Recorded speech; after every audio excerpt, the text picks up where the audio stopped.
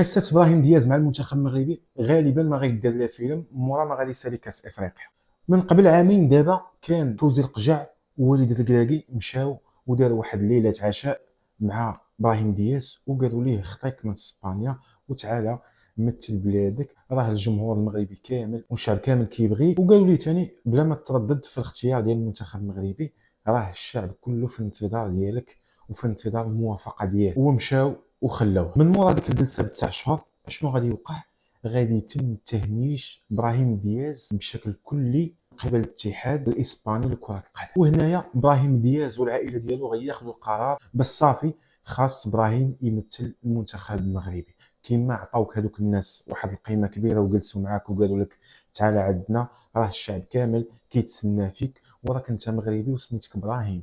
ما كانش شي لعاب ولا ما غتقبلش اسبانيا باش تعطي اهميه لواحد سميتو ابراهيم. ومن تما غادي يعلن رسميا ابراهيم دياز انه غيلعب مع المنتخب المغربي لكره القدم. من النهار اللي بدا كيمثل المغرب وحنا ما كنشوفوش هذاك ابراهيم اللي كنتسناو، ما كنشوفوش في هذاك ابراهيم اللي دوز مان سيتي ودوز الاي سي ميلان وكيلعب دابا في ريال مدريد. ما شفناش داك ابراهيم اللي كيدير الفرق. ولكن اللعابه الكبار كيبانوا غير في الكؤوس وفي البطولات الكبار.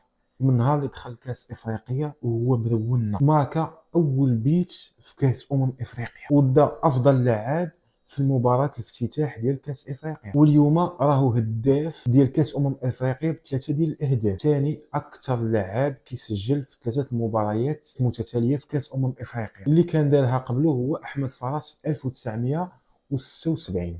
والمفارقه العجيبه والزوينه ان احمد فراس في هذاك العام ديال 1976 قدر يساهم في تحقيق كاس افريقيا للمنتخب المغربي. وزاد احمد فراس بدا احسن لاعب في البطوله ديال ديك السنه. وانتيا اشنو بالك، يدير ابراهيم ولا ما يديرهاش؟